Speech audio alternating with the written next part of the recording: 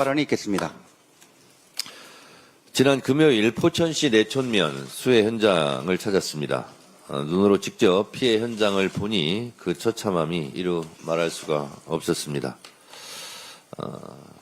산에 있는 통나무째 그냥 내려와서 다리를 막아서 그것이 댐처럼 역할을 해서 물이 역류해서 어느 조각가 선생님 집을 덮친 현장을 보았습니다. 포천을 비롯해 전국 곳곳이 수해로 인한 극심한 피해에 시달리고 있습니다. 행정안전부에 따르면 지난달 집중호우로 인한 피해액만 1조 848억 원에 달한다고 합니다. 그야말로 천문학적인 액수이자 최근 10년 중 최악의 피해입니다.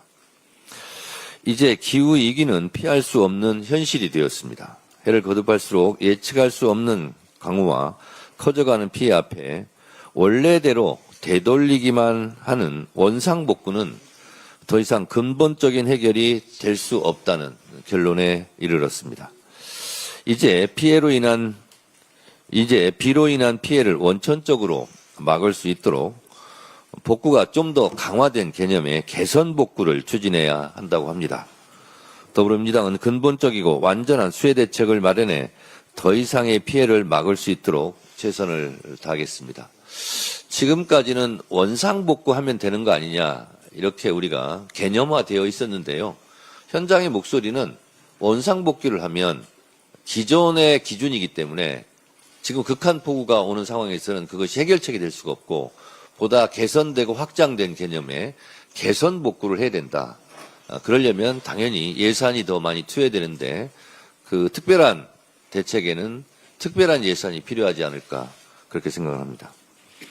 오늘은 김대중 대통령 서거 16주기입니다. 어떠한 시련에도 쓰러지지 않았던 인동초 정신을 기억하며 16주기를 엄숙히 기립니다. 오늘의 대한민국은 김대중 대통령의 말씀과 정책 위에 세워졌다고 해도 과언이 아닙니다. 미래를 정확히 예측하고 대비한 김대중 대통령이 있었기에 우리는 지금 IT와 문화강국으로 불릴 수 있었고 선진국형 복지사회의 토대를 닦을 수 있었습니다. 김대중 대통령 그러면 민주주의와 인권, 한반도 평화를 주로 기억하시는데 김대중 대통령 취임 이후에 지원을 하되 간섭을 하지 말라는 문화예술 정책에 대한 대전환으로 JSA, 웰컴 투 동막골 같은 영화가 나올 수 있었고 그래서 그때 만들어진 단어가 한류 단어입니다. 문화강국의 꿈은 이런 문화정책의 대전환으로 이루어질 수 있었고 우리가 코로나19 때 방역선진국이 될 수 있었던 것도 결국 김대중 대통령 때 초고속 인터넷망을 깔았고 그래서 우리가 인터넷 선진국이 될 수 있었고 QR코드로 분리대응을 할 수 있었던 것이 방역선진국이 될 수 있었던 원천이었다라는 것이 중평입니다. 그래서 코로나 감염 경로 추적 능력이 대한민국이 1등이었다고 합니다. 그래서 그 결과 방역선진국이 되었다고 합니다. 그렇다면 김대중 대통령의 그 해안 통찰력이 결국 오늘의 문화강국과 IT강국 방역선진국이 될 수 있었던 출발이고 토대를 닦았다라고 생각합니다. 그런 김대중 대통령을 오늘 엄숙하게 기리는 그런 날입니다. 국민이 주인인 대한민국 이재명 정부와 더불어민주당이 만들겠습니다. 광복절 축사에서 이재명 대통령은 국민 주권의 빛이 꺼지지 않는 나라를 만들자고 역설했습니다. 80년 전 우리는 지치지 않는 독립운동으로 나라의 빛을 되찾았습니다. 지난해 우리는 또다시 빛의 혁명으로 민주주의 빛을 지켜냈습니다. K민주주의입니다. 국민 한 사람 한 사람의 의지와 열망이 있었기에 가능한 일이었습니다. 위기마다 국민이 나라의 주인 역할을 해주셨습니다. 이제 헌법에 명시한 것만으로 그쳐서는 안 됩니다. 진정으로 국민이 주인인 나라, 국민 주권 시대를 열어야 할 것입니다. 하지만 지금도 빛을 빼앗으려는 역사 쿠데타는 계속되고 있습니다.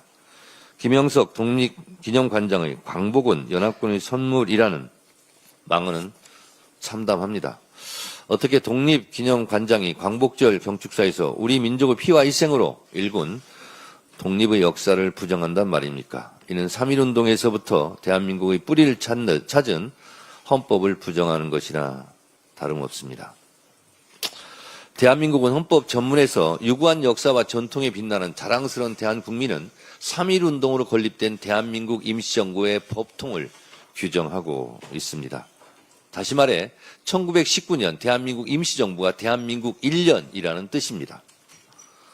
그럼에도 불구하고 1948년 8월 15일 정부 수립일을 건국절로 하자는 논란은 아직도 끊이지 않고 있습니다. 이것은 역사 왜곡이자 헌법 정신 부정입니다. 초대 이승만 대통령조차 1948년 9월 1일 제1호로 발행한 관보에서 대한민국 30년 9월 1일로 명확히 규정하고 있습니다. 이를 부정하는 것은 저는 역사 내란이라고 저는 주장합니다. 건국절을 1948년 8월 15일로 하자는 송샘은 그 이전에는 나라가 없으니 애국도 없고 매국도 없다. 친일도 없고 독립운동의 역사도 우리의 역사가 아니라는 그런 망국적인 주장이라고 저는 생각합니다. 애국도 매국도 없고 친일 역사도 독립운동의 역사도 우리의 역사가 아니니 이를 지우자고 주장하는 것은 천만부당한 일이고 민주당은 이런 역사 내란 세력도 철저하게 척결해 가도록 하겠습니다. 내란의 완전한 종식, 반헌법 세력의 철저한 척결만이 비극의 역사를 되풀이하지 않는 길입니다. 이상입니다. 예, 30분 추모식 참석 때문에 발언을 간략하게 부탁드리겠습니다.